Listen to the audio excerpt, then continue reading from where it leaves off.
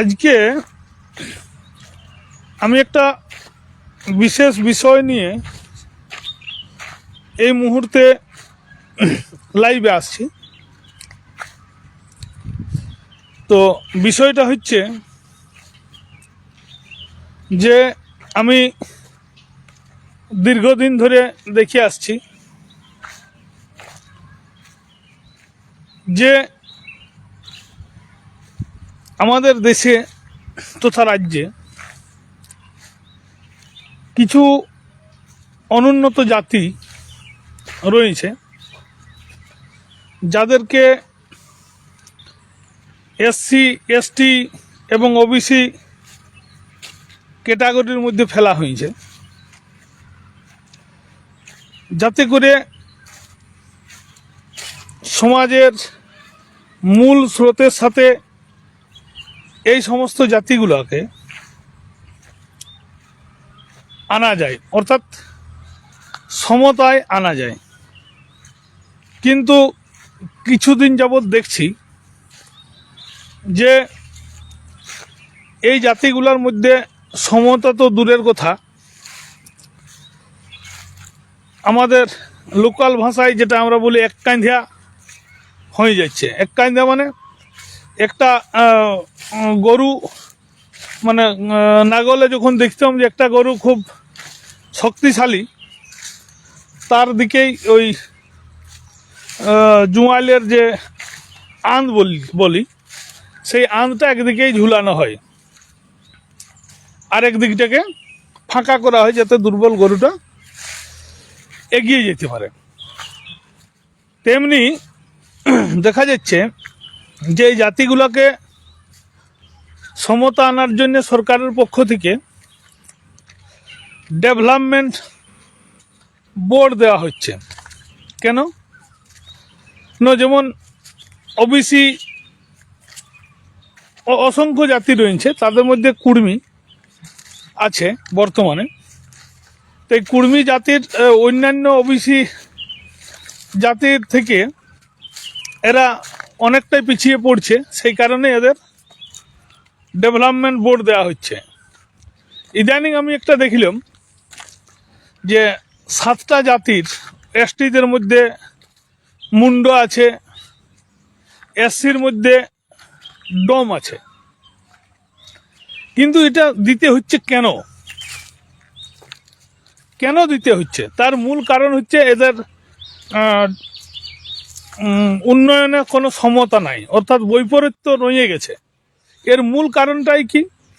এর মূল কারণ হচ্ছে যে এদেরকে সম সুযোগ থেকে বঞ্চিত করে রাখা হয়েছে। সম সুযোগ থেকে বঞ্চিত করে রাখা হয়েছে রাজনৈতিকভাবে, সামাজিকভাবে। এই বঞ্চনার জন্যই এরা লিস্টের থাকা সত্ত্বেও এদের মধ্যে কিন্তু সমতা আসছে না। যে এসসিদের মধ্যে কতকগুলো বিশেষ জাতি পরপর উপরে উঠে যাচ্ছে, আর কতকগুলো বিশেষ জাতি পরপর নিচের দিকে যাচ্ছে। যেমন এখানে আমরা এসসিদের মধ্যে যে ডোমদের কথা বলা হয়েছে, যে বাউরিদের ডেভেলপমেন্টের কথা বলা হয়েছে, এই জাতিগুলো কিন্তু একদম পিছন দিকে চলে যাচ্ছে, নিচে আস্তে আস্তে এদের মধ্যে আকাশ জমিন ফারাক হয়ে যাচ্ছে। তো এই ফারাকটা হচ্ছে, তার মূল কারণ হচ্ছে যে এদেরকে সেভাবে সুযোগ সুবিধা দেওয়া হচ্ছে না। নামে এসসি বা নামে যেমন মুন্ডা, ভূমুজ, এদেরকেও ডেভেলপমেন্ট দিতে হচ্ছে। কারণ কি, এসটিদের মধ্যে যে জাতিগুলো আছে, অন্যান্য জাতিগুলো আইএস আইপিএস ডব্লিউবিসিএস চাকরি বাকরি ডাক্তারি সব কিছু পাচ্ছে, কিন্তু এই জাতিগুলো পাচ্ছে না। এই কারণেই এদেরকে ডেভেলপমেন্ট দিতে হচ্ছে। তো আমি এই প্রসঙ্গে যে বক্তব্যটা বলতে চাইছি যে ভারতবর্ষের 7 প্রাক্তন বিচারপতির একটা বেঞ্চ গঠন করে একটা প্রস্তাব নেওয়া হয়েছিল। তার মধ্যে 5 জনেই কিন্তু বলেছেন যে এদের মধ্যে যদি সমতা সত্যিকারেই সরকারের সদিচ্ছা থাকে, সমতা বিধান যদি করতে চান, তাহলে কি করতে হবে? উপশ্রেণীতে বিভাজন করতে হবে। অর্থাৎ একটা এসসি ক্যাটাগরির মানুষদের মধ্যেই উপশ্রেণী ABCD যারা একটু ডেভেলপ করে গেছে তাদেরকে এতে, একটু কম ডেভেলপ তার বি, একদম একদম ডেভেলপমেন্ট করে নেয় তাদেরকে CD, এইরকমভাবে বিভাজনের একটা পরামর্শ দিয়েছে। আর কি দিয়েছে, এই SC/ST জাতিকে যদি সত্যিকারই সমতা আনার প্রয়োজন হয় তাহলে কি করতে হবে, এদেরকে ক্রিমিলেয়ার লাগু করতে হবে। অর্থাৎ যারা অর্থনৈতিকভাবে এগিয়ে গেছে, অনেকটা এগিয়ে গেছে, তার পরিবারে ডাক্তার, মাস্টার, IAS IPS হয়ে গেছে, তাদেরকে আর রিজার্ভেশনের আওতায় রাখার কোনো প্রয়োজন নেই। যারা হয় নাই সেই একই সম্প্রদায়ের হতে পারে, যেমন সাঁওতাল সম্প্রদায়ের হতে পারে, মুন্ডার মধ্যে হইতে পারে। তাহলে একটা সাঁওতাল সম্প্রদায়ের যে পরিবারেরগুলো এই ডেভেলপমেন্টটা করে গেছে, professor, doctor, master, IAS IPS হয়ে গেছে, সেই পরিবারের লোকদেরকে আর রিজার্ভেশনের আওতায় না রেখে, অর্থাৎ ক্রিমিলেয়ার, আয়ের একটা ঊর্ধ্বসীমা বেঁধে দিয়ে অন্যান্যরা, সেই সাঁওতাল সম্প্রদায়ের যাতে অন্যান্যরা উঠে আসতে পারে তার জন্যে একটা ব্যবস্থা করতে বলেছে, অর্থাৎ ক্রিমিলেয়ার লাগু করতে বলেছে। এই যে বিষয়টা, এই বিষয়টা যদি সরকারের পক্ষ থেকে মেনে নেওয়া হতো তাহলে কি হতো, আমাদের এই যে বর্তমানে ডেভেলপমেন্ট বোর্ডের যে প্রচেষ্টা, এই ডেভেলপমেন্ট বোর্ড কিন্তু দেওয়ার প্রয়োজন হতো না। তেমনি আমরা কিছু কিছু ক্ষেত্রে দেখেছি যে যদিও বর্তমানে আমরা ST অন্তর্ভুক্তির যে বিষয়টা কুর্মীদের ক্ষেত্রে রয়েছে, তো রাজ্য সরকার যদি মনে করে যে এইটার মধ্যে কোনো বিরোধ বা অন্য কিছু আসছে, বিরোধ যদিও যারা করছে তারা সেই কিন্তু ক্রিমিলেয়ার ক্যাটাগরির লোকেরা, যারা ডেভেলপমেন্টের সর্বোচ্চ সুযোগ সুবিধা পাই গেছে, বংশ পরম্পরায় যাদের সুনিশ্চিত করতে হবে, তাদের ছেলে মেয়েদের চাকরি বাকরি সুনিশ্চিত করতে হবে, সেই বিষয়টা নিয়ে গ্রামের সেই খেটে খাওয়া দরিদ্র মানুষদেরকে উল্টা বুঝিয়ে তাদেরকে এই বিরোধিতার আসনে নামানো হচ্ছে।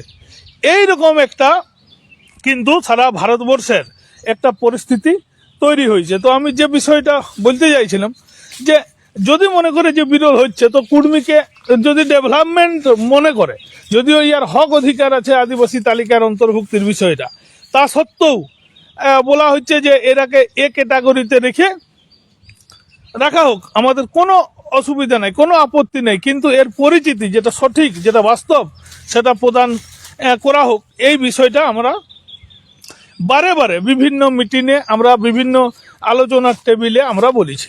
এখন বিষয় হচ্ছে যে এই বিষয়গুলা সরকারের কোনো হেলদোল কিন্তু এখনো পর্যন্ত আমরা দেখতে পাচ্ছি না। একটা দীর্ঘ প্রক্রিয়া, দীর্ঘ লড়াই, এই কুর্মীরা অবতীর্ণ হয়েছে, এই লড়াইটা এরা চালাই যাচ্ছে, কখনো আলোচনার টেবিলে যাচ্ছে, কখনো নবান্নে যাচ্ছে, কখনো দিল্লি অমিত শাহর দরবারে যাচ্ছে, কারণ স্বরাষ্ট্র দপ্তরে আমাদের যে ভাষা, কুর্মিয়ালি ভাষা, সেই ভাষা 8ম তফসিলভুক্ত করার বিষয়টা স্বরাষ্ট্র দপ্তরের আওতায় যেহেতু, সেই জন্য আমরা আলোচনায় আসছি। তো কিছু কিছু ক্ষেত্রে দেখা যাচ্ছে নিন্দুকেরা, নিন্দাত্ম ওদের সবসময় চেষ্টা চালাবে কি, কারণ অমিত শাহর কাজ গেলে বলছে এরা বিজেপি হয়ে যাচ্ছে, নবান্নে গেলে বলছে এরা তৃণমূল হয়ে যাচ্ছে, কিন্তু যারা নেতৃত্ব আছে তারা তৃণমূলও হয়ে যায় না, বিজেপিও হয়ে যায় না। তাদের মূল লক্ষ্য যে দাবি, সেই দাবিতে অনড় আছে, আজও আছে এবং থাকবেও।